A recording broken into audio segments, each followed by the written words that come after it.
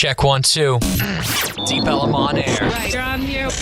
Deep Ellum on air. It's time to really get our party on now.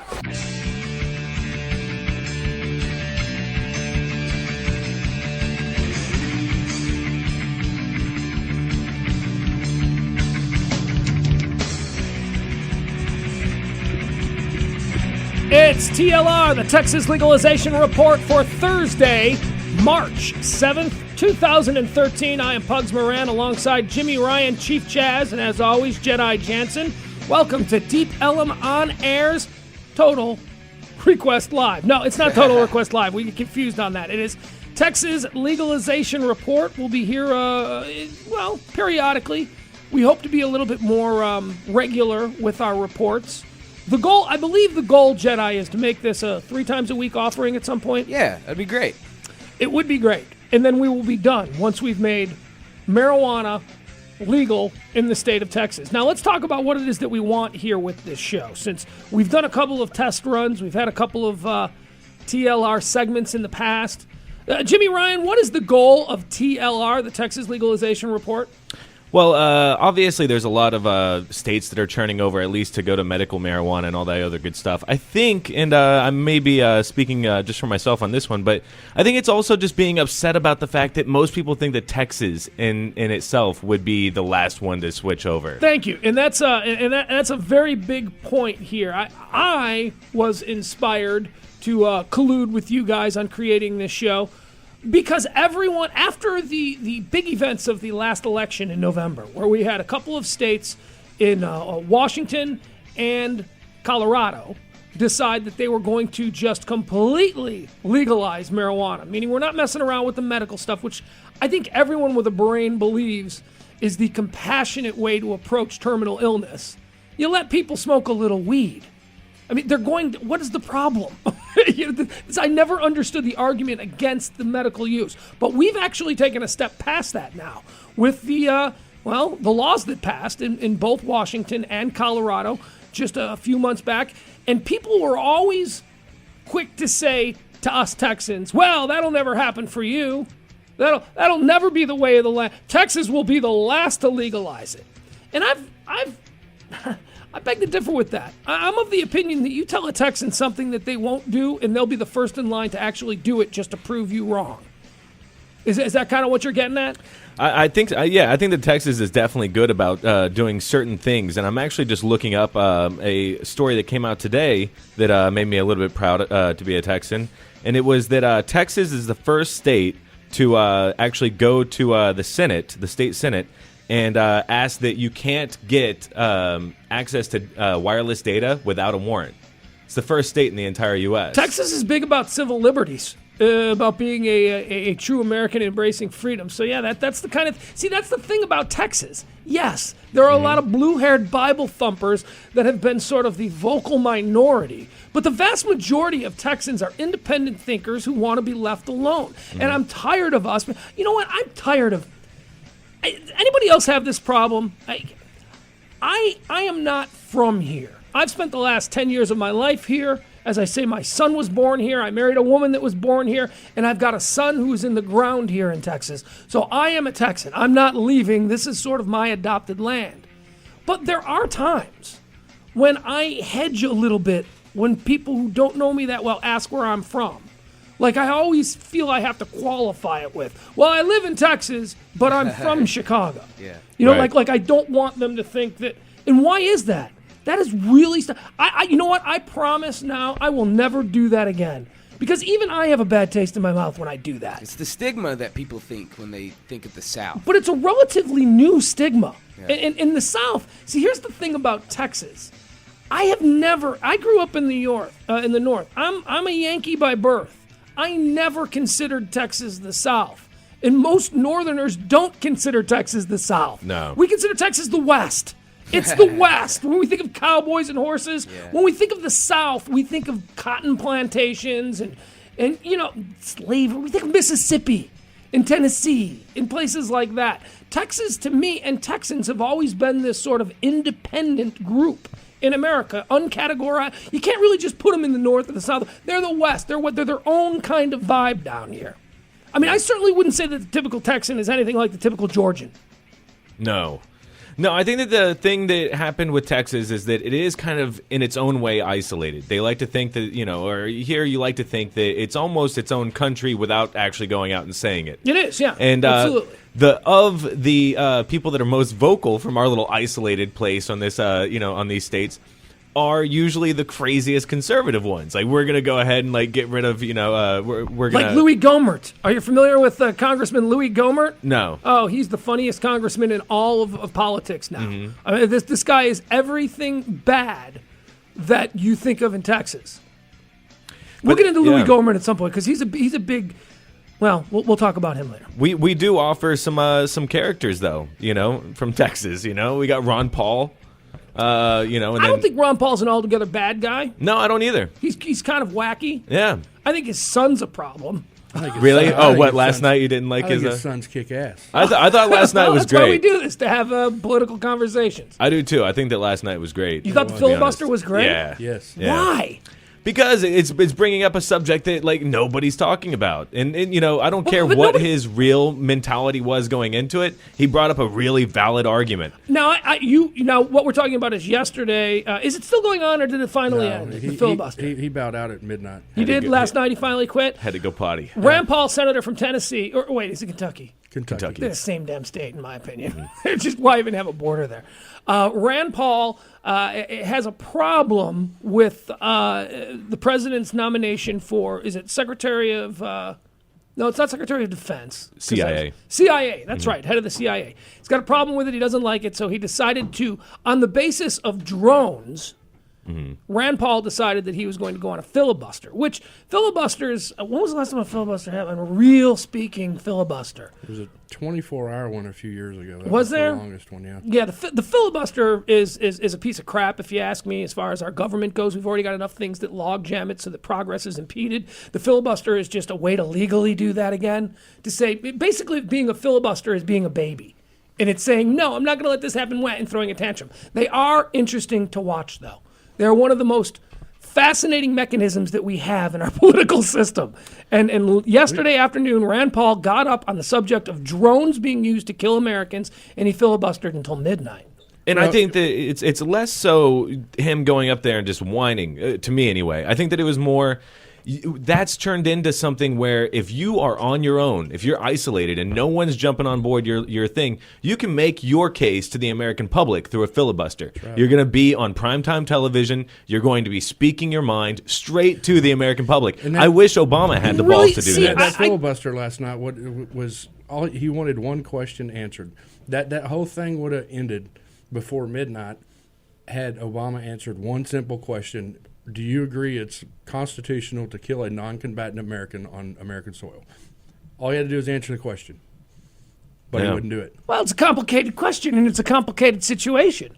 I mean, if we are, in fact, at war, a non-traditional war, a war on terrorism, which we've learned for the last 10 years is not, I'll put my troops up against your troops. That's not how we fight this war. We have to go with non-traditional means. That's why he says a non-combatant individual on American soil.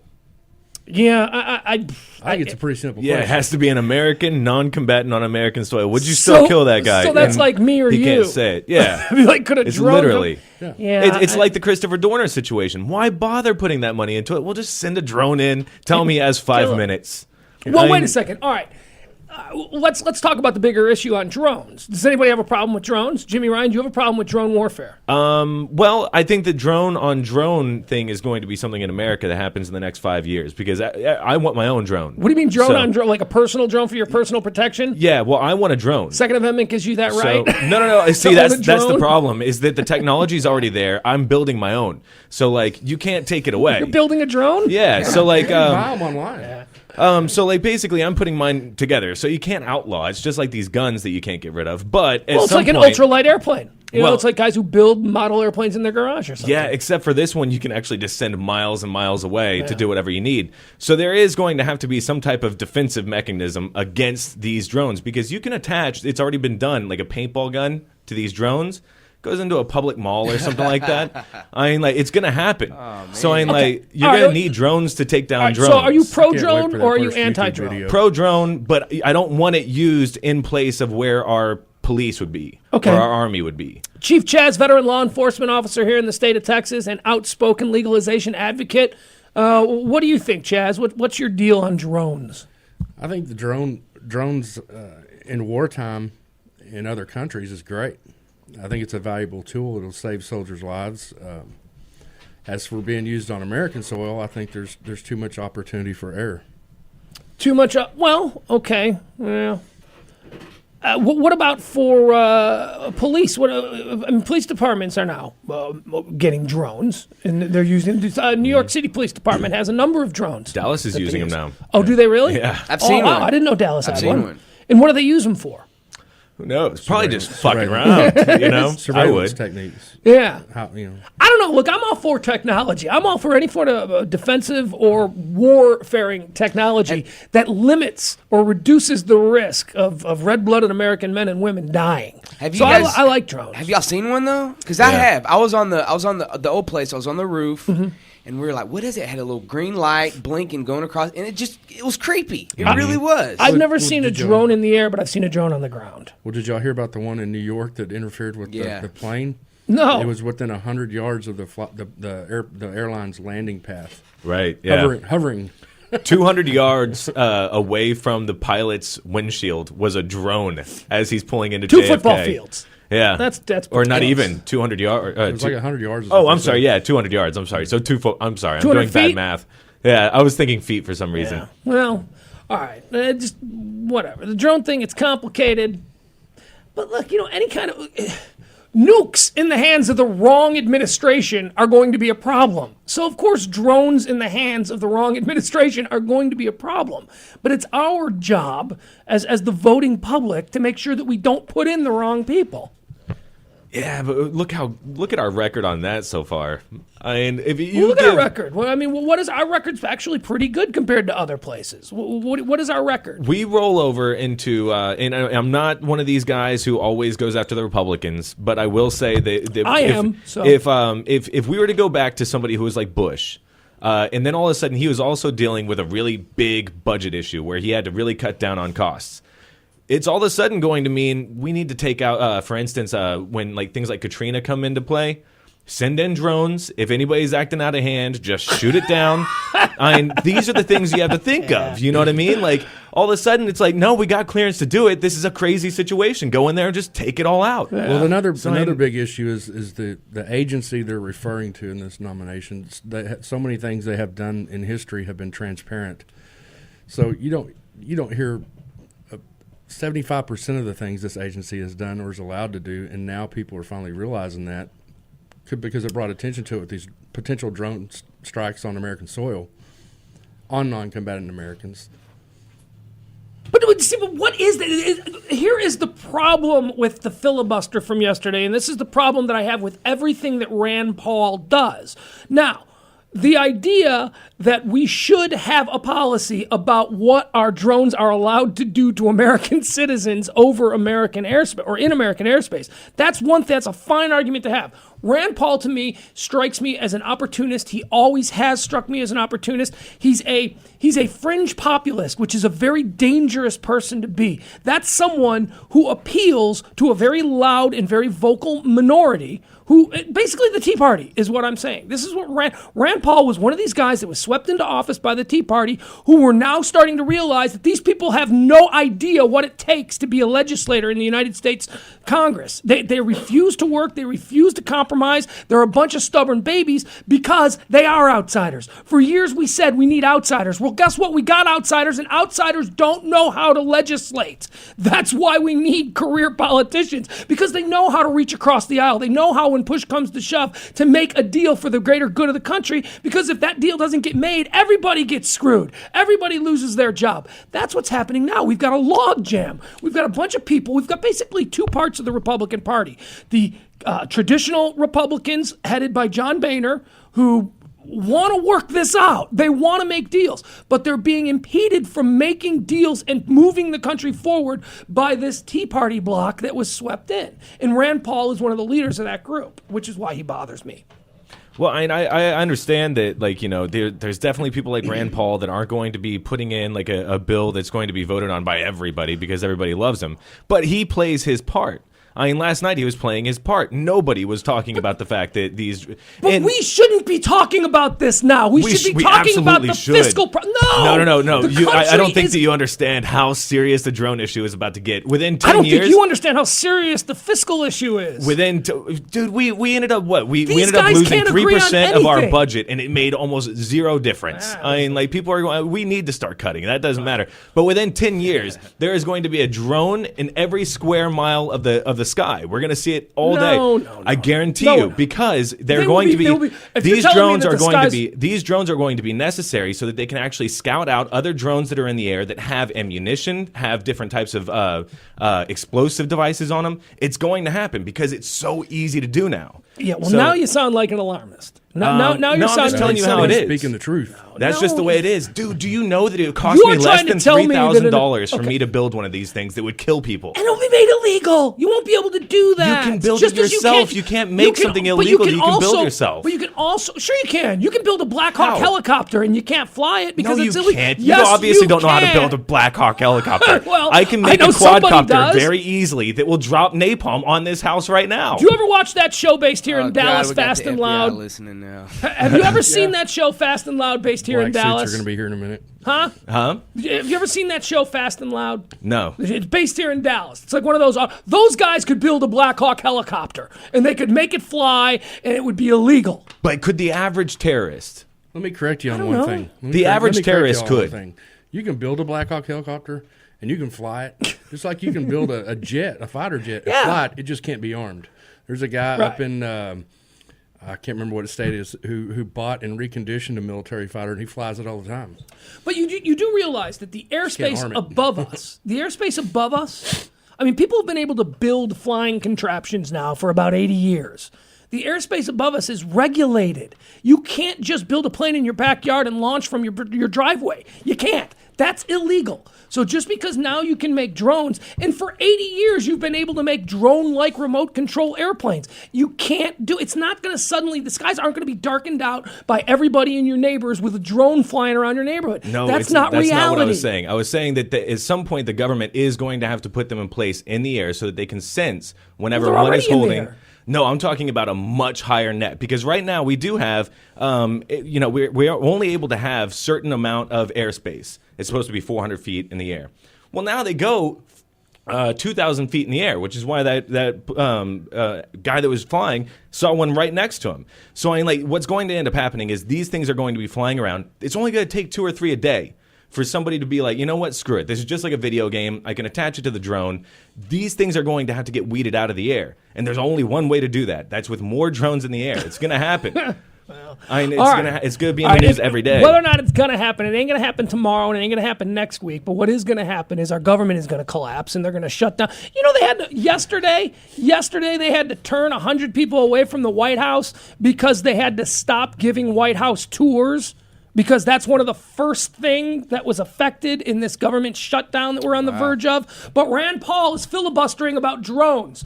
Meanwhile, people are losing their jobs. Government workers are losing 20% of their paychecks. This government can't do anything. And to that point here on the Texas Legalization Report, our first story of the day, 4 months. It has been 4 months now since the legalization of marijuana for social consumption, or however they're wording it, in the states of Washington and Colorado. And the federal government has still no idea how they're going to work with this. Because as we know, it's illegal in the United States of America to possess marijuana. However, there are now 2 states in the United States of America that say, no, it's legal here.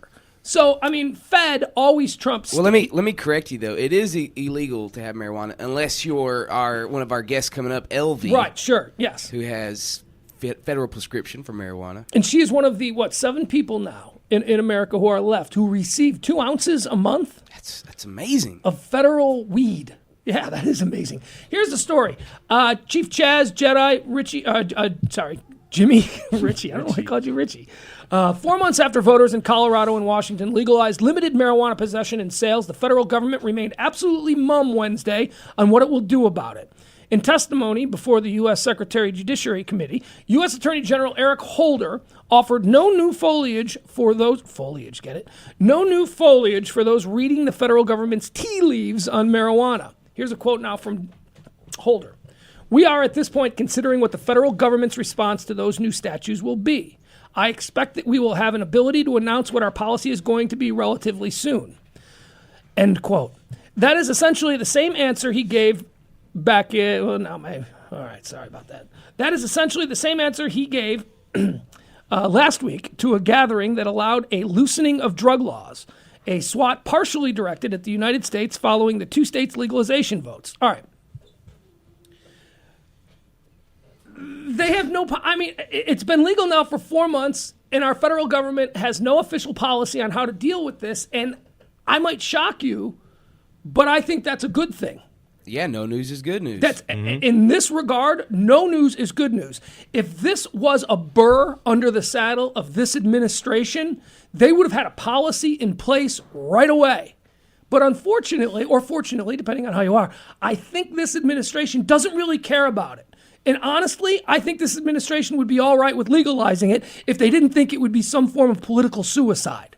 However, he's a lame duck president. He's been mum on it. Actually, he hasn't been mum on it. Yeah, he's even said that he doesn't really want to bust pot smokers. Yeah, the president has come out and kind of said, look, I'm kind of okay with it. But it's his attorney general who has yet to make an official proclamation as to how the federal government is going to view people in these states who violate federal law but are not violating state and local law. Chaz? If he's such in support, but why don't he stop his feds from raiding these agencies who are in complete cooperation with state law? Well, he hasn't raided anything. He hasn't raided anything in over 7 months. Oh, just 7 months? Well, first of all, the policy of the previous administrations and the law of the land had been in state. But since these laws, he hasn't raided anything. He hasn't busted anything in California. That's where the problem was happening. But the problems in California had more to do with stuff at the local level. I mean, those agents that were doing the busts and all of that in California, those were groups and those were people who were hired under the previous administration to do just that. The previous administration, John Ashcroft, formed strike teams to actually inflict federal law on the local California, what do they call them? Dispensaries? On the local dispensaries. Those were federal strike teams that were paid for. Now, when the new administration came in, all they did was they didn't fire those people. They just let those people keep their jobs. They just stopped with the, let's go after them. But in 7 months, there hasn't been anything. And they're saying that's a sneak into what Holder's eventual proclamation will be on this whole thing. And it's backed by the White House. If the White House wanted these things to be continually busted, I mean, do you really think, Chaz, I know that you are an anti-Obama, you're one of these conspiracy guys and all this stuff. Do you really think that Barack Obama thinks that marijuana is a big deal? The guy smoked marijuana, admittedly, himself throughout high school. Yeah. And probably in college, and I imagine into his 20s. When was the last president we had that hadn't smoked marijuana? Bush. Bush never admitted it. He did cocaine. Yeah, right. He was the a one boozer. that didn't do more drugs. You mean H. Bush, Right. the father? The dad? No, I mean the last Bush. No, W admitted to smoking weed and coke. I thought he did. No. yeah. No, he was outed with coke in a bunch Okay. of books, and then he admitted it's very public that he had a drinking problem. So we kind of left him alone on that. Like, okay, Right. drinking problem, probably had a bunch of other things. But he never came out and said, I did, weed or I did blow. How about his dad? Did he ever get outed for smoking pot, like back in university? His dad was CIA director. Are you kidding me? Yeah, I don't think so. Do you think? All right, that's a good question, though. So we know that Obama has smoked weed. Uh-huh. We know that Bush has, but he Right. wouldn't admit it. Jedi, is your question who was the last president that was willing to admit it, or the last president that? No, that Jimmy has said. Oh, okay. The last that we would believe. Clinton did it. We know he Yeah. did it. He although didn't that inhale, though. Yeah, but you know what? He took a lot of crap for that 20 years ago, saying, "But I didn't inhale." Right. But even 20 years ago, going that far At least was he- huge. At least he admitted. He admitted he was in the room with it. Yeah. Whereas every other politician to that point would have you believe that if you were in the room with it, then you were with dirtbags and people you shouldn't be with, and you're obviously by association you're not eligible for higher office. But Clinton at least said, yeah. I did like Obama's line where he was like, "Did I inhale? I thought that was the point." Yeah, I did like that. That's good. Yeah, you're supposed to inhale. Yeah, good job. At least he knew. And come on. He was in Hawaii, dude. I mean, that's all they do in Hawaii is get stoned and hang out on the beach. Except him. He was kind of inner city Hawaii. He was Honolulu, Hawaii. He would get stoned and play basketball. Yeah, because I wouldn't imagine very many politicians come from Hawaii. I would imagine you're pretty much content at that point, not having to worry about politics. Well, this whole deal about our official policy comes on the heels of the United Nations. They voted yesterday. The not voted, I guess, but they issued a statement. Let's see. On Tuesday, a United Nations-affiliated drug agency scolded governments that allow a loosening of drug laws. A SWAT partially directed at the United States following the two states' legalization. So this is a little disheartening that an organization associated with the United Nations, who we would like to think is a little bit more progressive on these issues, is actually calling for stricter standards and enforcement. They're angry. This United Nations associated group on drug. Well, but then again, if it had been the stated belief for years and years that drugs were bad and illegal, if you were the United Nations, you would probably form a drug policy group. Right. And if suddenly those drugs become legal and less, dangerous in the eyes of the average person, you would have no need for that group anymore. So maybe this is the last stand of the United Nations drug policy group to say, no, we're still here and we still think it ought to be illegal. Yeah, I would like to know who the group is made up of. Like, is it like a bunch of like Iran, like a bunch of like random, really hardcore conservative type countries like Iran and places like that. And they know what's best for the people. Yeah. On Tuesday, a United Nations affiliated drug agency scolded governments that allow the loosening of drug laws, a SWAT partially directed at the United States following the two states' legalization votes. That same day, 8 former leaders of the Drug Enforcement Administration urged Holder in a letter to file a lawsuit arguing that Colorado and Washington's new marijuana laws are illegal and preempted by federal law. That won't happen. Now, that is the kind of thing that will tell how this is going to play out. If Eric Holder even seriously considered these letters from the former heads of the DEA to go and enforce in Washington and Colorado, then we'd have a problem. But I believe he's going to ignore it. I think he's just going to ignore it. So what? You're a former DEA guy. Oh, you were DEA guys under the War on Drugs administrations? Oh, yeah, we're going to take your... Yeah, because you guys really made everything run smoothly. Yeah, I mean, I'm honestly asking this: is there a real DEA anymore, or is that just kind of like a subsidiary of like the FBI? Just like That's a question for Chaz. Chaz would be our law enforcement expert. Because it seems like they're getting. I mean, like especially if you got rid of marijuana being illegal, wouldn't that basically make their force like half necessary? Because no, even the DEA has lacked off on marijuana enforcement unless it's dealing with very, very high volume, like coming from the cartels out of the South and border security wise.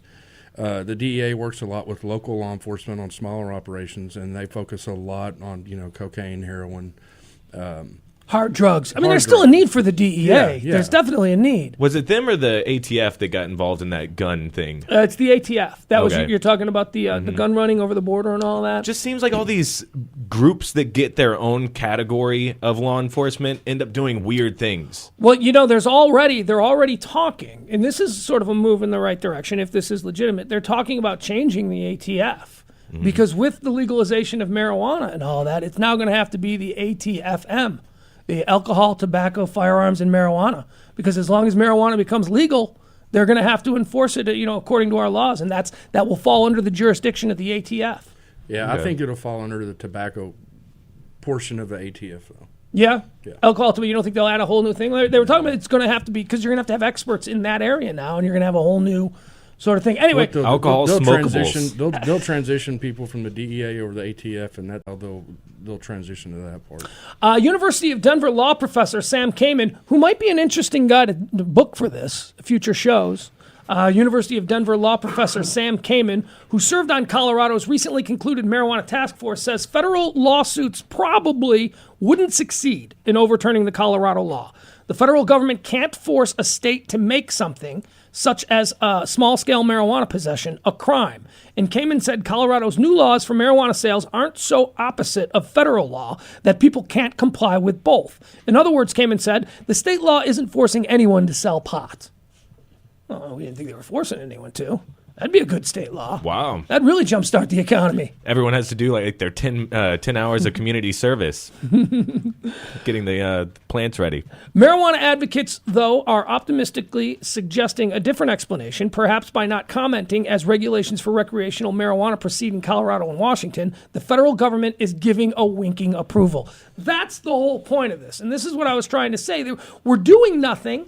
They've done nothing in 4 months, but nothing is a good thing. And as the marijuana advocates say here, you know, it's a winking approval from the federal government that, okay, all right, we're not really bent out of shape about this. It's fine. They're thinking finally. They're doing something, yeah. It's kind of like when you're slacking off at work and the boss comes by and he doesn't say anything good to you, but he doesn't say anything either. Perfect. And you're like, all right. Perfect. I don't want the boss saying anything to me. Another week. That means everything is good. All right, we'll take a quick break here. Jedi, we've got a couple of guests coming on. We're going to talk to Elvy. We've been trying to talk to Elvy here for a couple of weeks. Yep, and then we also have Clint Werner coming up next as soon as we come back from break. Tell me what Clint Werner does. All right, so he's the author of, let me pull the book up. It's Marijuana, a Gateway, hold on, I'm sorry. It's a Marijuana, Gateway to Health. Remember this last show we were talking about, I was telling you how cannabis oils cures cancer, and you're, blown away by this. Well, now I got my man on here, Clint Werner. He's going to talk a little bit about that. But here's the problem. Making a statement like cannabis cures cancer is... True. No, it's reckless. It's inconsiderate. That's what I was saying, yeah, too. It gives people hope. Now, I'm willing to go so far as to say that if you have cancer and you want to smoke marijuana, that's fine. I don't know of any actual health benefits to it, but I do know that if you're in pain, smoking marijuana can relieve that pain. And if you're dying, the compassionate soul in me says, let the dying person have what they want. This is a whole new area, saying the science of what cannabis is, and the fact that it's been illegal, and the fact that the federal government is not allowed. Federal government isn't allowed to give grants to colleges to research this stuff because it's illegal. It's the same thing as stem cell testing. It's the same thing as all of these medical leaps forward that we are on the precipice of making. We're being impeded from making because of these draconian laws concerning such things. Well, we have Clint on, and he can talk to you about it. But then also, I'm interested in talking to this guy because I really don't know anything about the science here. I will, however, say I have a problem with saying it cures cancer. All right, well, we'll see what he has to say about it. It also says preventing Alzheimer's, too. And then the next show we're going to do, I'm going to have another guest on that's going to talk about the whole cannabis oil thing. Okay. So I'm going to... All right, we will talk to Mr. Werner, who is an expert on the field of cannabis and health and all of that kind of stuff. We'll take a quick break. We'll come back. We'll do more. Chief Chaz is with us. We've got Jimmy Ryan, as always, and Jedi Jansen. Myself, I'm Pugs Moran. It is the Texas Legalization Report, TLR, on DeepElemOnAir.com. Back after this.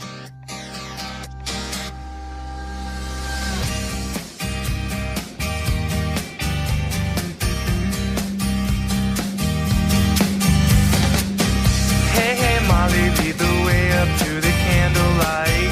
Slide right next to me, the next to see the waves of light. Bathroom walls, I'm told the calls are always dialed tone. Less emotion, I roll. Yeah, yeah.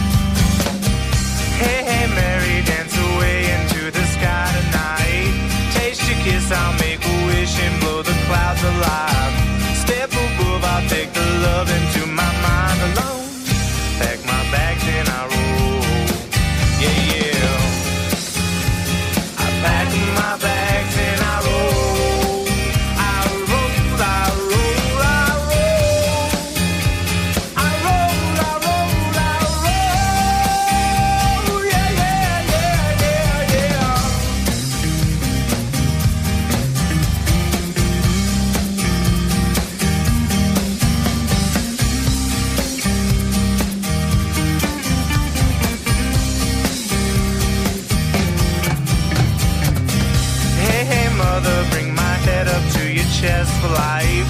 Breathe me in, I'll walk along the road, follow the signs. Say tomorrow's just a promise that the lives are told. Take my chance and I roll. I take my chance and I roll. I roll, I roll, I roll. I roll, I roll, I roll. Yeah, yeah, yeah, yeah, yeah.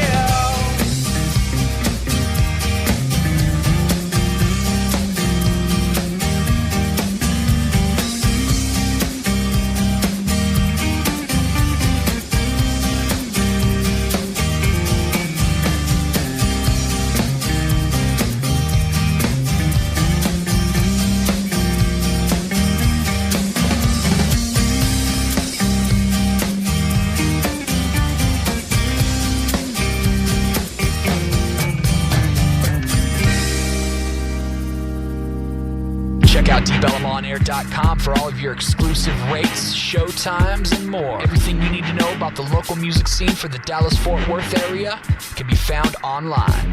DeepElmOnAir.com.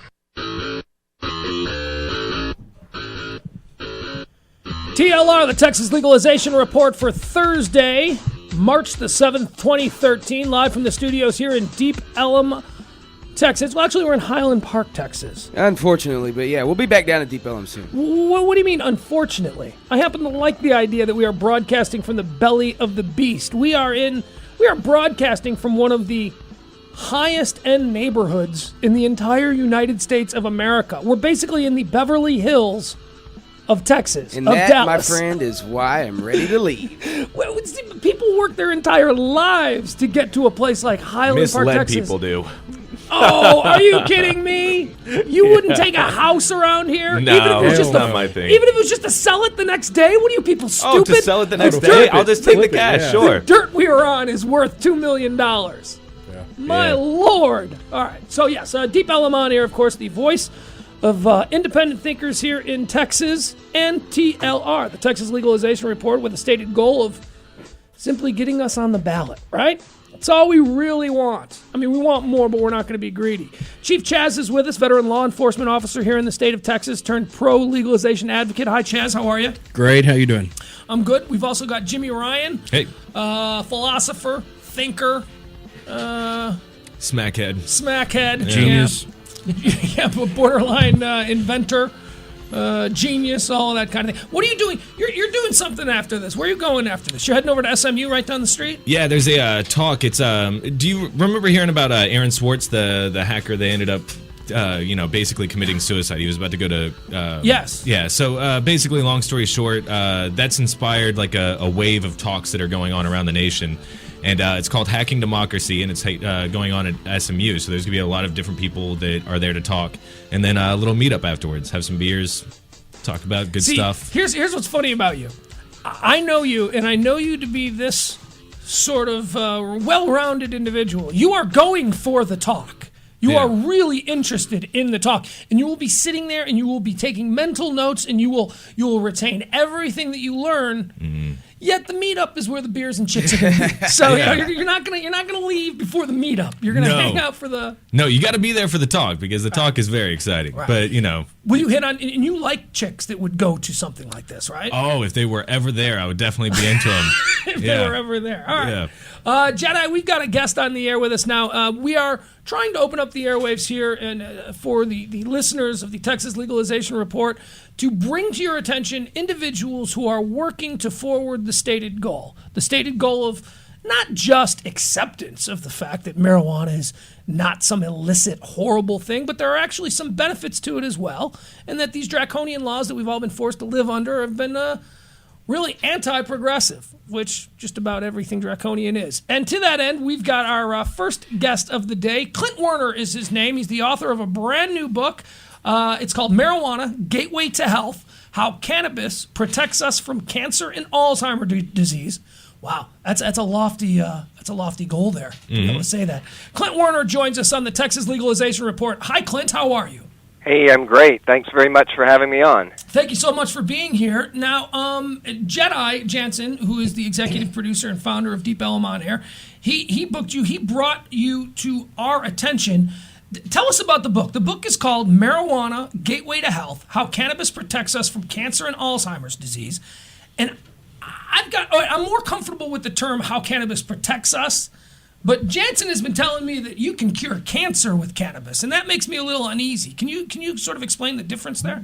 Yeah, it makes that word cure makes me a little uneasy too, just because it's such a high hurdle to set for anything. A cure by sort of the medical establishment's definition is 5 years cancer-free. And so that's, the promotion of cannabis oil as an effective treatment or so-called cure for cancer has really become popular in the last 3 years. So I don't think we have enough people using it that long to necessarily make that assessment. But on the other hand, there's a lot of anecdotal evidence that is supporting the laboratory evidence that has been coming through in the last 10 years that shows that marijuana is replete with chemicals that supplement chemicals in our own body whose job is to prevent environments that give rise to diseases like cancer, interrupt the disease process that is cancer or Alzheimer's or other diseases, and then trigger our own intrinsic natural repair mechanisms to undo the damage that the disease process has done. And there is a growing number, of patients that are claiming to have been cured. I know one person who's gone public, Michelle Aldridge, locally. She had lung cancer, and she did a few chemo treatments, but that chemo does not eradicate the cancer. But she took cannabis oil, and when they went to take the tumor out, there was no tumor, and they scanned her a few months later, and there was no sign of it. And, we certainly hope this continues for her and other people who are using it. It's just, I think the problem with that word cure is that the medical establishment, who are sadly ignorant of this information because of reefer madness, it turns them off because it sort of is synonymous with quackery if it's not done through the medical establishment's research mechanisms. And, of course, that's impossible to do with marijuana for a number of reasons. Well, we've all been touched by cancer. It also just strikes me as a bit nasty to give someone hope to use the word cure. But certainly you mentioned anecdotal evidences to support these claims. Is the reason we only have anecdotal evidence because we're not really legally allowed to work on these sorts of things? Oh, it's crazy how restrictive the policies are against researching. First of all, the only place to get cannabis is from for research purposes is from the National Institute on Drug Abuse, NIDA. And in their congressional mandate, they're prohibited from providing cannabis for any research that is intended to show benefit. It's only a harm assessment or... Okay, so now can I stop you there? That is draconian. That is exactly... It's insane. Yes, that's what... So you cannot use marijuana, you cannot test marijuana, cannabis, or any of its derivatives if the intention is to show positive or if the results are positive, right? Right. They do not... Yeah, when they get a study, and there's a lot of studies they've done intended to show harm that end up showing benefit, but they terminate those research lines. So you just scrap the study. Benefit. And it's like something out of the Middle Ages, Galileo being put in house arrest for finding out that the sun doesn't circle around the Earth. It's that level of insanity and unscientific brutality. Well, we do live in a country where just last week Mississippi ratified the anti-slavery bill. So, that shows the progress we're making. That's something. Jimmy Ryan, you have a question for Clint Werner, author of Marijuana, Gateway to Health, How Cannabis Protects Us. Jimmy Ryan? Do you think that is finally going to change now that there's money to be put behind marijuana, getting positive, reports put out and stuff like that? Because it seems like you can do that if you have almost any other product. Well, it's interesting because there is a pharmaceutical company, a small one that was started in Great Britain, and I visited their grow facility in Britain many years ago, in the late 90s, and they're producing whole extract from the plant, cannabinoid extract complexes, and they're being tested, and they've been bought by Bayer, I believe. So there is a huge pharmaceutical company now doing this, but I find it moving really slowly considering what the promise is. If you have this plant, which we have, and it has anti-tumor effects in a number of ways, not just one anti-tumor effect, but it targets tumors in a number of ways to suppress and kill them. It prevents the environment that gives rise to Alzheimer's and other forms of dementia and actually attacks the pathological causes of Alzheimer's and shows evidence of reversing it, and works against diabetes and other serious illnesses. And it's frustrating that we haven't seized this information and dedicated a really dynamic line of research to exploiting it and helping humanity. It's terrible, and you know they disassociate this pharmaceutical product from marijuana, from cannabis. Now, they want to pretend that it really isn't associated with that, and I'm afraid that company, the corporate powers that have this product, are hoping to rely on continued prohibition, to create a monopoly in the marketplace, and that's terrible. That's just immoral. This is in Great Britain, Clint. Well, it's out of Great Britain, but now they're starting to try and do testing in the United States. I think it's approved in Canada and for certain indications in Britain and countries in Europe. We were talking earlier today about this, the fact that Eric Holder in the Justice Department has yet to really formulate a plan on how to deal with these changes that occurred in Washington and Colorado during the last election. And we also talked about the United Nations, their drug policy group on Tuesday, basically came out saying, on behalf of the world, as the United Nations likes to do, that they were against the loosening of any sort of attitudes towards marijuana or cannabis or any of this stuff. On a national level is one thing, but on an international level, you mentioned that you had been over to England. How are the attitudes different? Are they different, or are they just as sort of conservative in Europe and stuff as they are here, or have you seen a change? It's interesting. In places, I was in the Czech Republic in '99, and their attitude is much looser. I think they're actually starting a medical marijuana program now, but their attitudes towards personal use of cannabis back then, I believe they allowed small amounts. Right about that time they were allowing it. And I wonder if that's not from seeing the folly of individual liberty repression they had under the Soviets, because they had, Prague Spring, where they had loosening up and some individual liberties embraced, and then the Soviets came in and crushed it. And I wonder if these places that have seen hardcore totalitarian repression aren't a little more eager to establish, a beachhead for liberty. Clint Werner is our guest, the author of Marijuana, Gateway to Health, How Cannabis Protects Us from Cancer and Alzheimer's Disease. How can people get this book, Clint? You can go through Amazon or Barnes & Noble online. It's on Kindle and Nook. Or you could go to your local bookstore, keep them alive. I'm a big fan of local bookstores. And ask them to order it, or they might have it there. So widely available? It is widely available, yeah. And I also have a Facebook page under that title and a web page that is mostly just a clearinghouse for information that comes through I put out that I think people need to know. I mean, this is insane that there's this plant that has very few harmful effects, none that are serious, and yet it promises to ease the suffering of humanity from cancer, diabetes, Alzheimer's, arthritis, autoimmune diseases like fibromyalgia.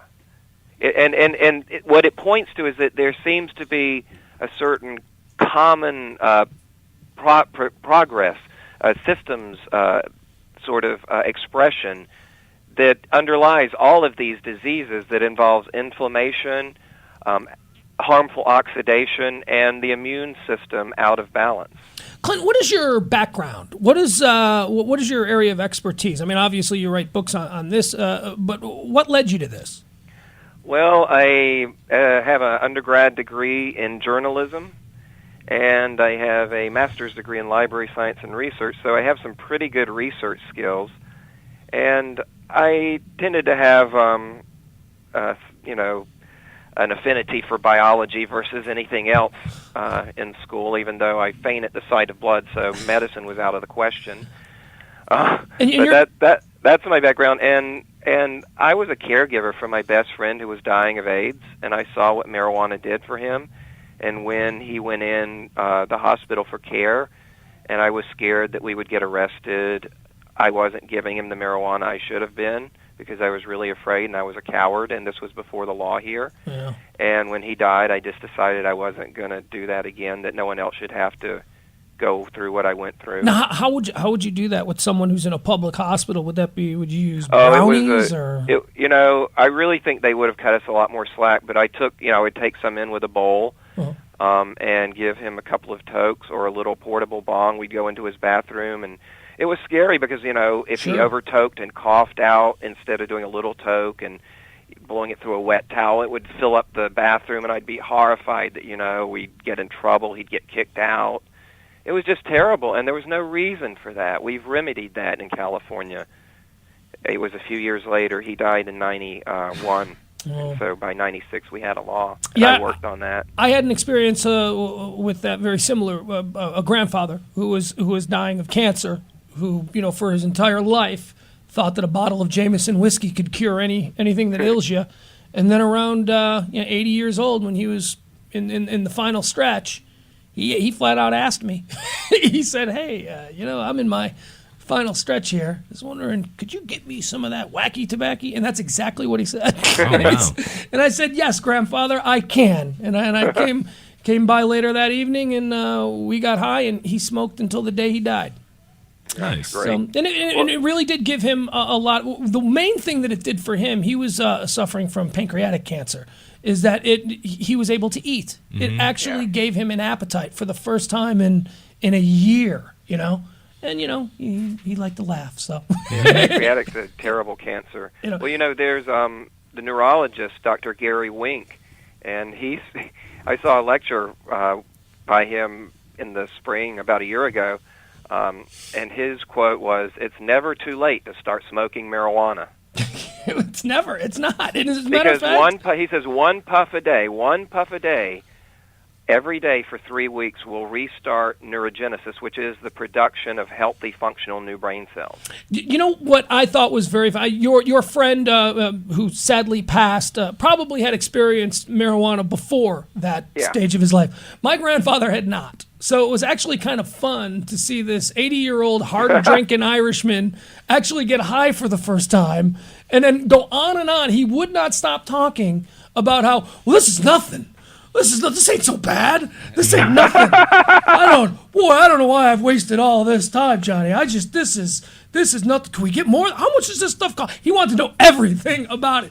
Everything that he had believed growing up, a conservative, blue-collar man, his entire life up until that point had been blown out of the air. And that's kind of the way I think the rest of America, it really, I find it hard to believe, Clint, that anyone in America still believes, any modern human in their 20 or above would actually believe that there is something illicit about marijuana. I mean, anyone who has ever been high knows that it is a lot more manageable situation than being really drunk.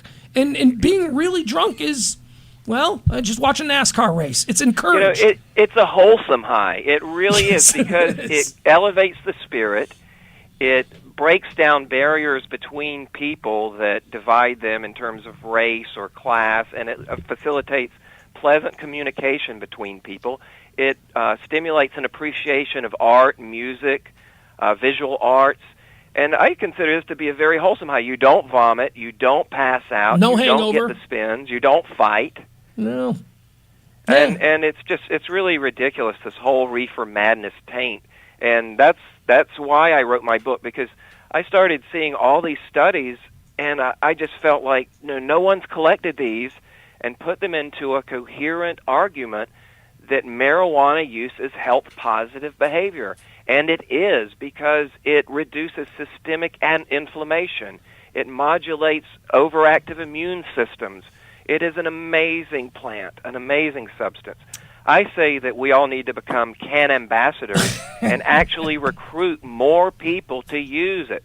And I'm not saying we need to get everyone out there smoking a fatty or whatever, but tincture is a really valuable substance for people who don't necessarily want to be part of cannabis culture, but want to experience the benefits. They can do a dropper of tincture from marijuana, produced from marijuana, in alcohol before they go to bed, and it's going to give them better sleep, protect their brain, maybe reduce some of the cancer activity if they have any in their body, or lower the risk by changing the environment and gene expression in the body that's pro-cancer.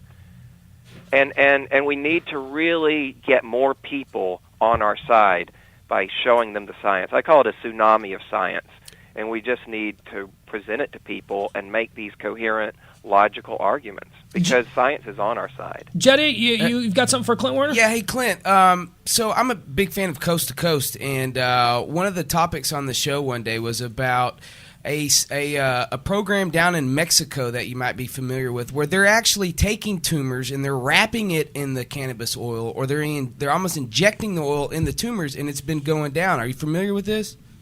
Not in Mexico. No, not injecting. What I do know is they did pure THC in some brain tumors in Spain. Mm-hmm. Maybe that was it. Maybe it was Spain. Yeah, it was Spain. They took pure THC, and what they did was, this is the sad thing. In order to do this study, they could only do it in, I think it was 6 patients who were almost half dead. They were recurrent glioblastoma brain tumor patients. So they'd already had surgery and treatment. They had recurrence of their tumor, which happens with pretty much all glioblastoma patients. But when they went and took the second expression of the tumor out, the second time the tumor came through, they put in a stent, and that allowed them to deliver THC into the brain. And they found, I believe it was a third had a significant regression in tumor growth. A third had a sort of a stunting and a slow regression of tumor growth, and then a third were unaffected. But these were very ill people, and it was pure THC, and there's more to cannabis than just pure synthetic THC. You have all these terpenoids and flavonoids. Terpenoids also have anti-tumor activity and neuroprotective activity. Flavonoids are the coloring of the cannabis plant, the green, the purple, the pink. And what those molecules do, it's really interesting. They thought they were antioxidants, but when you ingest them, and they're also in what makes blueberries and broccoli really helpful, are these colors, these molecules. And the body sort of sees them as invaders and triggers the production, an overproduction of beneficial enzymes to attack and break down these compounds, but they're not harmful, so these enzymes then go after harmful compounds and are sort of hyper-efficient at getting rid of pro-tumor factors in the body. Clint Werner is our guest. He is the author of a very interesting book on the subject of all things we talk about here on the Texas Legalization Report. It's called Marijuana, Gateway to Health, How Cannabis Protects Us from Cancer and Alzheimer's Disease. One of the things that we were discussing here before we brought you on was Eric Holder and really the Obama administration's reaction, or lack thereof reaction, to the votes that occurred in both Washington and Colorado just a few months ago. We had a little dissension here in the ranks about what this all means. What do you think? And again, none of us know for sure, but being a smart guy, being someone who follows this issue, what do you think the attitude of this administration is towards all these legalization movements? I think that they're authoritarian maniacs, and I think that they don't respect the will of the people in general, and that what they're trying to do is to find out a way to crush it and destroy the movement without looking like they're crushing and destroying the movement. See, this I think we disagree here. So you believe that this administration is just following in lockstep with previous administration attitudes towards this movement? Well, looking at how they treated medical marijuana after they said they were going to have a hands-off policy, that's, Well, yes, but wasn't most of that under the previous administration and the No, groups that were set up? No. The crackdown on medical marijuana, the Obama administration has prosecuted more people federally for medical marijuana than in, I think it was 1 year span than Bush did in his entire 8 years. Okay, he is but there a monster on this. But there hasn't been a raid or any one of these things in almost 7 months now. I mean, isn't that encouraging? Well, we'll see. I'm not sure what's going on at the federal level with the dispensaries here because I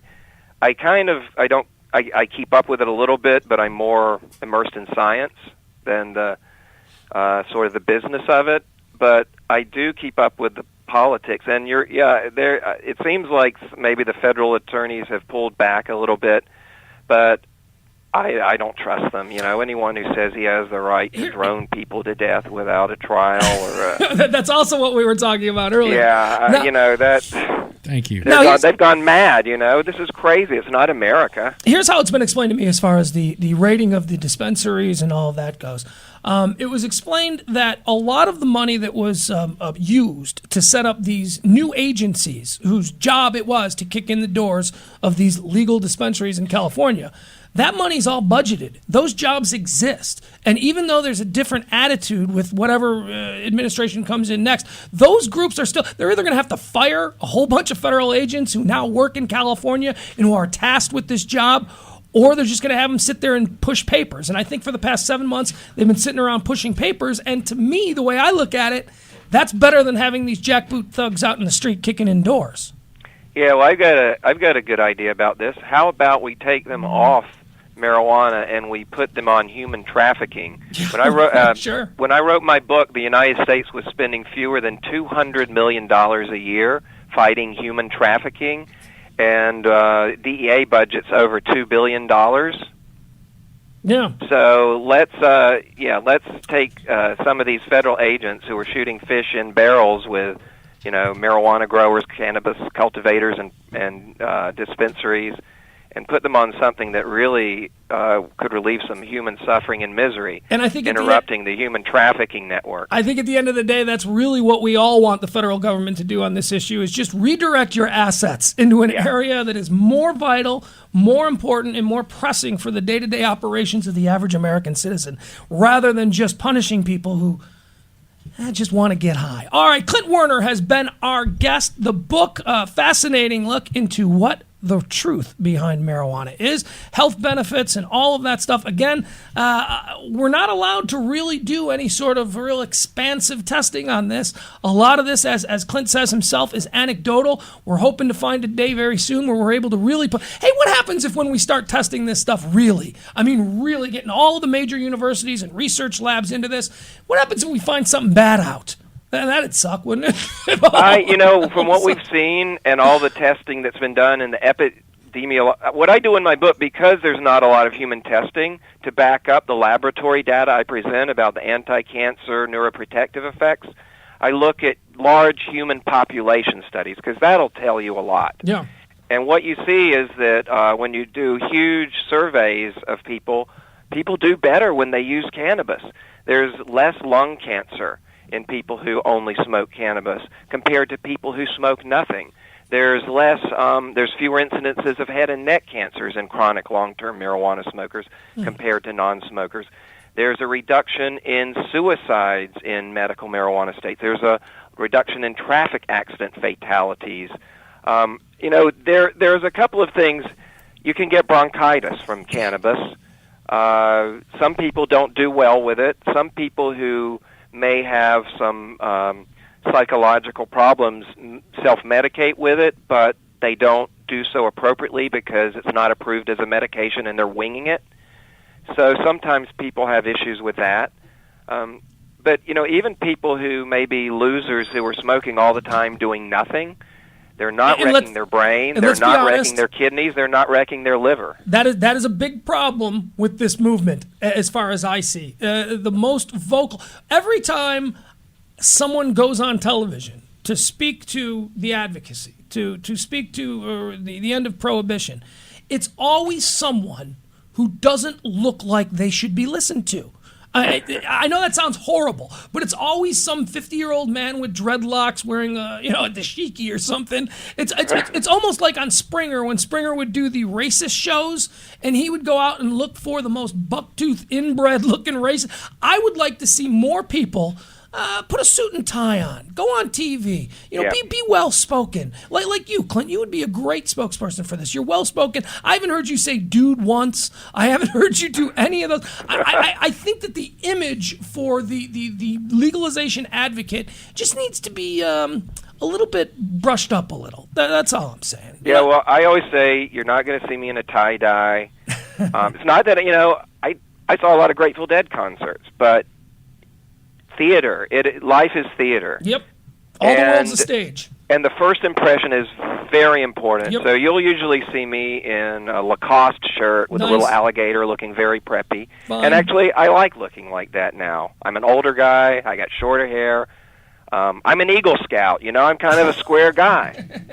And I like marijuana. But that's the message that needs to get out there, that it's not just all the guys stealing your car stereos and the stoner kid down the street. I mean, I know judges who smoke marijuana. I know professional athletes. I know every celebrity from every big celebrity that I've ever interviewed. Well, I shouldn't say every, but a great deal of them. If you spend any time with them, you find out how common this is. And it's not the dirtbag down the street. It's the guy that drives the Jaguar in the $400,000 home on the hill. It's your dentist. Let me give you a little anecdote. Do we have time for a quick anecdote? Sure, the time is all yours. Okay, so I was up in Canada several years ago, and I was with some people at a medical meeting, and there was an excursion on a train, where everybody goes on this train and has dinner and goes to this beautiful area, sort of a professional excursion. And I took a joint with me that someone had given me. It was my birthday, actually, and I met someone up there who was a big cannabis activist, and he gave me a nice selection of cannabis, and I had a joint. So I went in between the cars with a couple of friends and lit it up and started smoking. And as soon as the people smelled a little bit of it coming in the car, all these doctors, top medical professionals, were piling in between the car, begging for a toke. Hey, man, can I get in? Hey. And these are, very successful medical professionals. And I was amazed how many were piling in to get a toke, Yeah. No, I went to a pool party at a judge's house about 5 years ago, and we were up in the judge's bedroom smoking weed. And blew my mind. Blew my mind. Clint Werner, you've been a fantastic guest. We'd love to have you on again if you can ever make time for us. I'd be happy to. You're a great interviewer. The book is called Marijuana, Gateway to Health, How Cannabis Protects Us from Cancer and Alzheimer's Disease. This is all the stuff we need to be familiarizing ourselves with as we move forward in this adventure that we've all cast ourselves out here on Texas Legalization Report. Clint Werner, once again, the book is Marijuana, Gateway to Health, How Cannabis Protects Us from Cancer and Alzheimer's Disease. You can find it just about anywhere. Thank you. We appreciate you taking the time, sir. Thank you, and I believe you're talking to Elvy? Yeah, we're talking. Do you know Elvy? I love Elvy. Elvy is a shining star in the movement, and give her my best. Is there any area that you could suggest we delve into that we may not be familiar with about Elvy? There's so much with her. Her trial was interesting. Yeah, we're going to get into that. With the judge's decision and everything for medical necessity. You might ask her a little bit about Robert Randall. He doesn't get enough credit. He's really the founder of the medical marijuana movement. And she could probably tell you a couple of neat things about him. All right, well, thank you. We'll do that. We're going to talk to Elvy next here on the Texas Legalization Report. It's been Clint Werner. Thank you, Clint. We appreciate it. We're going to touch base with you again if that's to your liking. Oh, absolutely. Thank you, and let's all keep working on this because it's helping humanity. There he goes, Clint Werner on the Texas Legalization Report. We'll take a quick break. We'll come back. We've got more. As we said, we'll talk to Elvy, one of the only women in America, only people in America, down to 7 now, who legally receive their monthly allotment of marijuana from the federal government. 2 ounces, right? 2 ounces. All right, we'll do that when we come back.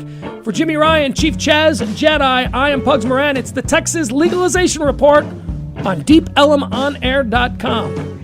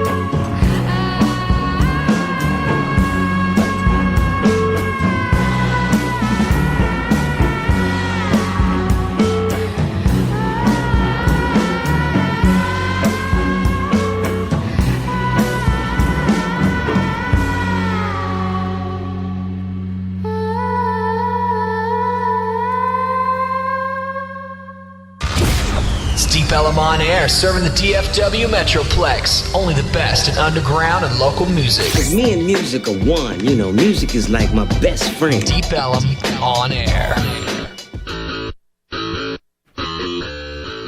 It's TLR, the Texas Legalization Report.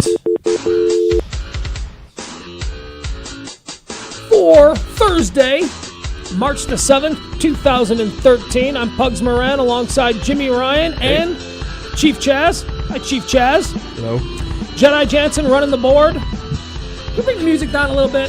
A little intrusive, just a little bit high. All right, speaking of, well, who did we just talked to a guy named Clint Werner. Very interesting dude. He wrote the book. What was the name of the book again? I just lost the book. What do I do with it? Oh, well, now I can't find it. All right, Jedi. Gateway to Health. Marijuana Gateway to Health. Yeah. Who's our guest that we have now? Someone we've been trying to get in with for quite some time.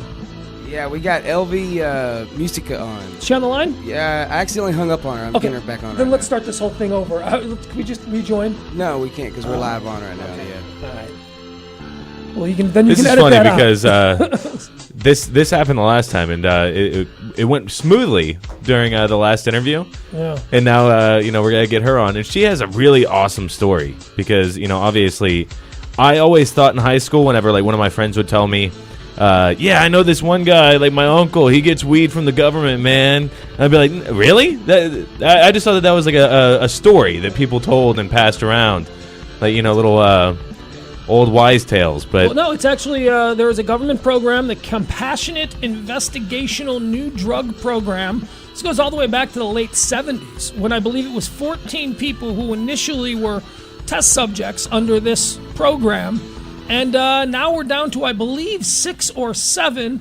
And Elvy Musikka is with us. Elvy, I apologize if I'm butchering your last name. Do I have that right, Musikka? No, you got it right. Musikka. Musikka. Oh, listen to you. Look, we've been trying to talk to you. You are like a rock star in this movement, Elvy. You understand that, don't you? If you say so. Now, Elvy, if you don't mind, and I would never do this to a lady, but since you are an icon of this movement, as I've just made you, if you don't mind, how many years you got under your belt? How long you been doing this? I have been doing this now for 38 years. I have been using marijuana medically for 38 years. And my first 10 years was educating myself and the doctors who were around me as I discovered that cannabis was the only thing to control my glaucoma. Nothing else worked for me. And even those things who actually reduced my intraocular pressure had such devastating side effects that I couldn't take them. Now, you are a charter member of what the government calls Compassionate IND. Is that right? That's correct, and there's only 4 of us in the program today. There were 30 of us at the time that it was closed in 1992 by Mr. George Bush, the senior. Oh, so he closed it. It started in 1978. Do I have that right? Yeah, somewhere back in the 70s. It was already, they were growing marijuana in Mississippi, in Oxford, as they still do. And Robert Randall found out about it, and he was a glaucoma victim, and he challenged the system, and he won, and he became the first man to receive that marijuana for glaucoma, because way back in the 70s, my government knew that cannabis was very essential to bringing down intraocular pressures. And this is it was ended. The program was ended in 1992 by Herbert Walker Bush, and you Right. were grandfathered in. You were allowed to continue. That's correct. That's it, for the ones that were in. And there were about 30 of us then, and they had approved 36 more who never received it. And what's interesting about that is that everybody that entered this program had to prove to FDA, to DEA, what they're doing with my health care, I don't know, DEA and NIDA, that cannabis is the most reliable, the most efficient, and the safest part of our treatment. And we had to prove this with extensive medical records, which our doctors were not encouraged to keep, and with what they call reliable doctors, meaning the ones they would approve of which, again, there weren't too many that were approved to use marijuana, and yet every single one of us who was offered that challenge was able to prove all of those three things: the most reliable, the most efficient, and the safest part of our treatment. And that is a contest that we could never have won if I had been any other drug, because even aspirin, which appears to be the safest of the pharmaceuticals, and which probably would not be approved today because it takes care of various problems. But even aspirin kills from 3,000 to 10,000 people a year. I can't take aspirin. I can't take never. Aspirin. Burns my stomach. I have. Yeah, a lot of people get bleeding ulcers, and we lose about anywhere between 3,000 and 10,000 people a year to aspirin. So it's not the safest. Nothing is as safe as cannabis. Jimmy Ryan, you've got a question for Elvy Musikka. Yeah, were you or are you still in contact with any of the other 30 that are part of the program still? Oh, there's only 4 of us left. Okay. Many of them passed away because this was during the era where many people were dying from AIDS. There were no cures. There was no miracle, drugs then for them. And they died, and so that was that. Others dropped out of the program because they really didn't like the quality of the government pot. I did very well with it the first 10 years. When the second Bush took office, the quality of marijuana went drastically so bad down the line that... oh, no. Oh, yeah, and we tried to send it back to them, and they actually sent it right back to them. They wouldn't accept it. But by then I had... kind of anticipating that I could have problems down the line, I had moved to states. I went to California for 5 years and then moved to Oregon simply to make sure that this kind of a situation, would not hinder me, because my need for the cannabis goes on forever. Cannabis does not cure glaucoma or most other illnesses. It does deter the hurting side effects, the deterring side effects that take away our sight in my case, or, keep people in the wheelchair, whatever. But you need to continue to take it because the illnesses go on whether you have access to your medicine or not. And in my case, that means you go blind. It happened last year. They sent me garbage. I didn't know it was garbage. I trust them. I was using only their stuff like an idiot, like a fool. I should have never done that, obviously. I ended up having an emergency surgery after 37 and a half years being diagnosed with glaucoma. I've never had anyone touch that eye. I let them do a minor little surgery, but as my doctor and I agree, nothing is ever minor with me. It ended up in a detached retina. It ended up the 6th day, ended up 2 months laying down.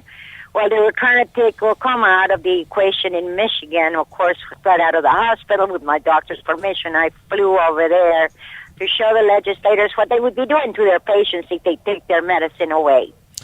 And so that little joke ended up costing you, the taxpayers, way over $20,000. It cost me 2 months of hell, and it disabled me from working on these initiatives that were so important to me, especially the one in Oregon where I live. Hold on a second. You're covering a lot of ground there. I've got a couple of questions there. When you say that it was garbage, what do you mean? The quality of what you were being sent? The quality was so disgusting. It was, as far as I'm concerned, it was so close to having no THC at all that for all intents and purposes, that was not cannabis, that was hemp. And I like wearing hemp, and I wish we could build my home out of hemp, but it really doesn't do a damn thing for my glaucoma. Yeah. All right. So how much do you receive? This is the question that most people want to know. You receive a monthly allotment from the United States government as a part of this program, started in the late 70s. How much do you receive a month? We're approved to receive a half pound a month. We receive 300 pre-rolled cigarettes in a big tin, and that's our month's allotment. And, wait. I'm sorry. Wait, hold on. That's a 5-month allotment? No, that is 1 month's allotment. A half pound? Yes. Are you single? Yeah. I bet you have a lot of friends hanging out in your living room. Okay. Now, listen, at the beginning when they told me I would be receiving that, I remember questioning Robert Randall, who was the head of the Alliance for Cannabis Therapeutics, who helped with all the paperwork with the doctors and lawyers and all that. And I remember saying to him, but I don't smoke 10 joints a day, maybe 5 at best, or 3 at that time, whatever. And he said, Elvy, you haven't tried government pot, okay? Just be quiet. All right? So then I learned that. So, of course, right off the bat, I definitely learned how to cook with it and make brownies, make it stronger, bring as much of the strength, and they gave us enough. And that's what I was counting on last year when they, again, gave me really bad pot, which is really a shame because after Obama got in, I was getting better marijuana. And then all of a sudden I get this garbage again, and I didn't realize it, and I took it, and there's $20,000 more for you guys to pay. What a bummer that would be. You get your half pound every month, and it's just crap. It's just bad weed. They had it on record now that ended up causing me to lose some sight, and I really could not afford to lose any because my sight has been very limited, steady but limited, But now it went down. It was all gone, and that eye, and of course, they destroyed the other eye with their treatments for glaucoma. Not for glaucoma, never did any damage. Too many surgeries did. Just the treatments did. Yeah. Now, I don't mean to. You have a medical need for this, and I'm still stuck on the half pound a month. That does come out to about 10 joints a day, you said? That's about right, yes. Can you smoke 10 joints in a day? No, not really. Like I said, I use half of it. In fact, my prescription reads to be smoked or eaten. Actually, it should be ingested because, there's many ways that I can do that. I vaporize, I smoke, I bake, more than one way. Jimmy Ryan, you got a question for Elvy Musikka. Now, this is obviously a very small program that you've been a part of. Like, your doctor that you go to see, is he aware of the program and actively involved in it? Or how is that working? Are there doctors that are actively involved? No, without my doctor, I couldn't do anything. My doctor, of course, stood with me in court in 1988 when I was arrested for using cannabis as medicine, but it was only a few months after I had lost the right eye completely, as I said, not to glaucoma, but for the treatments of glaucoma to keep me from marijuana. And there was no one going to keep me from growing my own medicine. And so when I was arrested, I went straight to the press. I didn't even look for an attorney. And luckily, I did find a wonderful man. Norman Kent represented me very brilliantly, as a matter of fact, Now, you're there in Oregon, and there's a lot of rattling coming out of the state of Oregon about following suit with Washington and Colorado. You obviously have a better idea of what's happening in the state of Oregon on this front. Where do you feel Oregon is in the vote? Oregon is totally ready to legalize, and I can prove it because we had an initiative there that included hemp, it included adult recreational, it was let's free the weed, we're done with this prohibition type thing.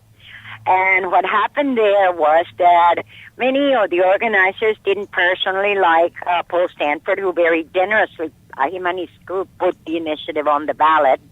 But people get hung up on things. And the big shots never gave Oregon any money, as they did $10 million to Washington. And yet, so there was no advertisement for or against it. Most people did not even know it was on the ballot. I got, enough to do a little publicity with Paul, but it was already late October. There was no chance to really get out there. But I guess when the voters went to the urns, they found that they had a choice about hemp, cannabis, marijuana, and they voted, 47% of them voted for it.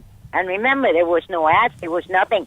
So I think it was incredibly wise for the activists in Oregon, the people who are involved in these programs, the medical and the other programs, to take this information to their governor and to their legislators and make it clear that look at this. We did this without any money. 47%, we're ready.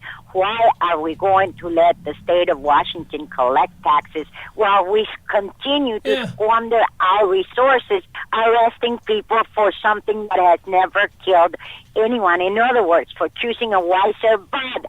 Stop it. We're done with this prohibition. Elvy Musikka is our guest. I'll have you know that I just recently saw a story that listed 15 states that believe will have some sort of legalization on the ballot in the next election cycle. And Oregon is leading that pack with an 85% likelihood that you will pass Yes. it in the next election. So you're good. You got 85% looking right now like Oregon's going to be the next to go.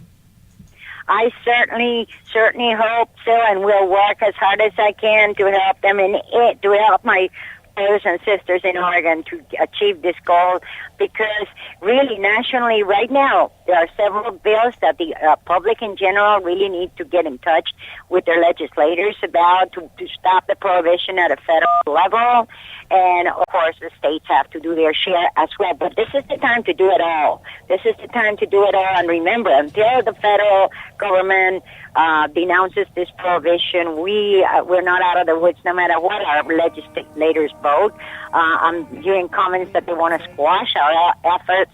I can imagine someone that is as well versed on our Constitution as my president doing that to us. Surely he understands that we have the right to democratically choose what we want to do with our bodies and our medicine. And the other thing that I really need to remind everyone listening is that this is really a blasphemy, and I repeat, a blasphemy, one more time, a blasphemy against the Creator's work. And it's a blasphemy. The taking out of this plan, or the attempt to take it out of our system, has created a nightmare which includes 50,000 chemical products, mostly petrol products, to replace what used to be done with the 80% of the commerce plant called hemp, the one that your forefathers actually put a law in Jamestown, Virginia in 1619, saying that if you were a farmer, that's how you paid your taxes. You had to set a parcel aside, and that's how you paid the taxes.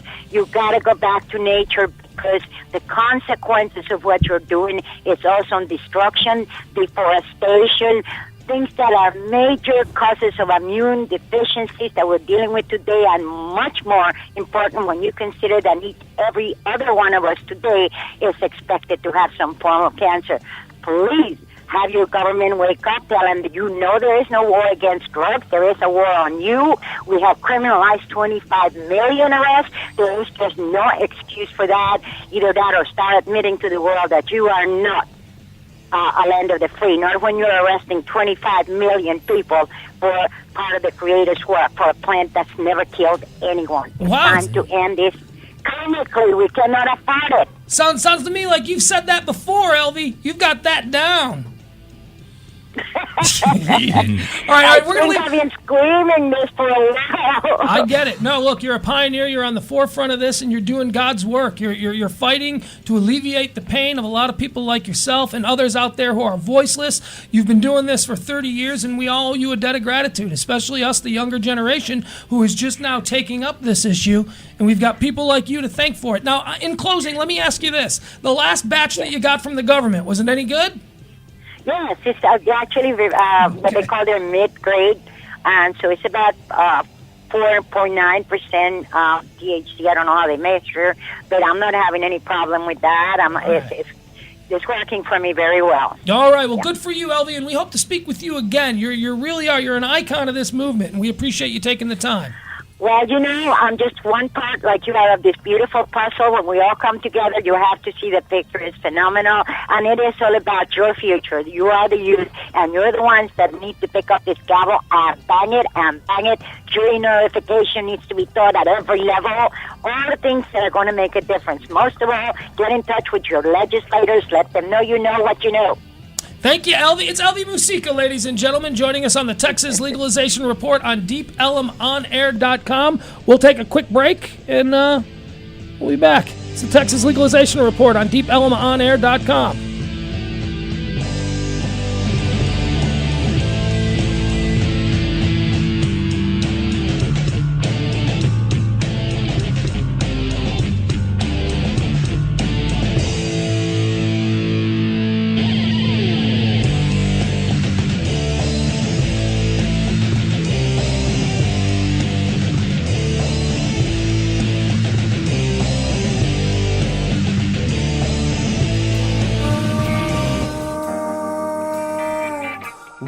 Take my hand, but you know you make me a better man. There's been so many things in my life that I just don't understand. Oh, but you know that you make me a better man. I said you know you make me a better man.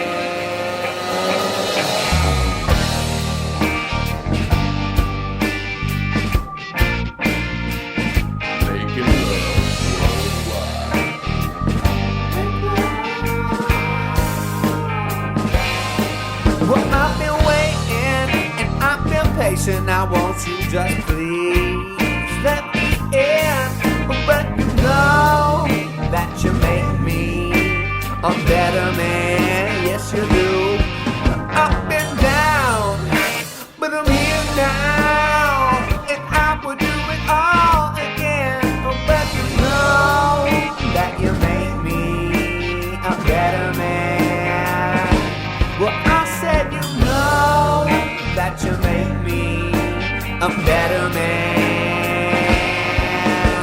And darling, it's been so long since I've had a friend.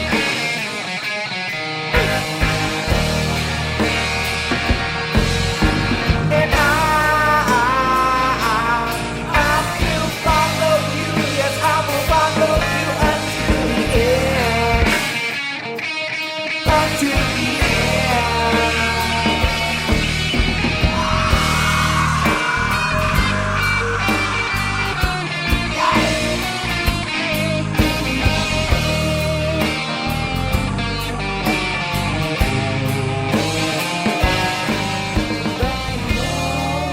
That you make me a better man. Well, I said you know that you make me a better man, a better man, better man. I said you know that you make me a better man. Yes, it's true. I said you know that you make me a better man.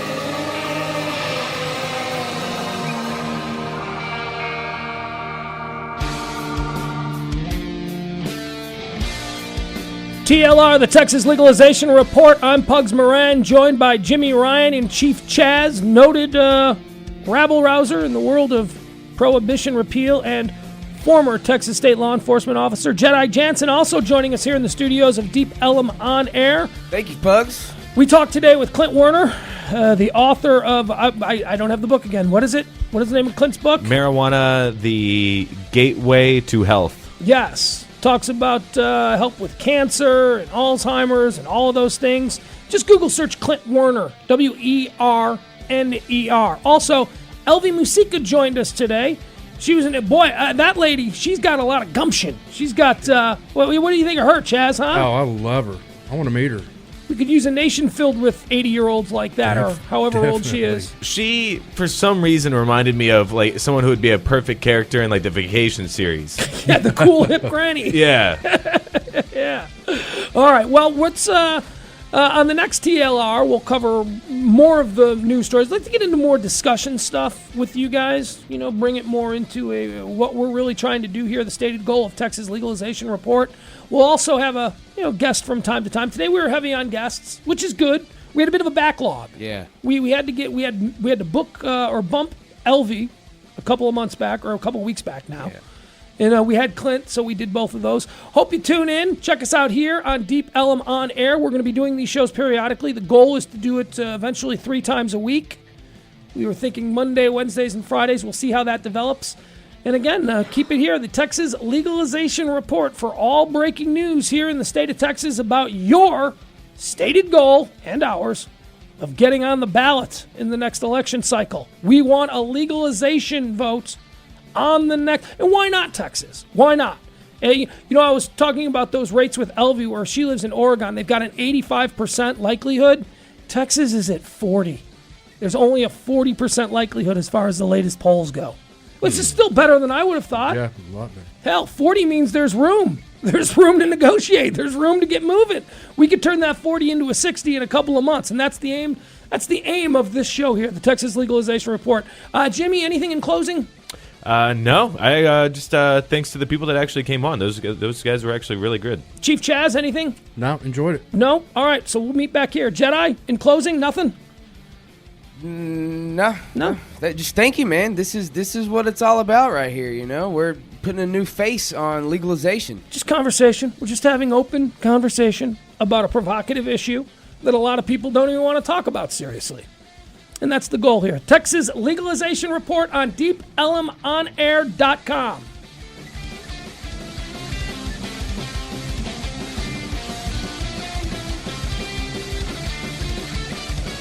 Deep Elm on air. Only the best in local music. Do it live! From DFW and beyond. Deep Elm on air!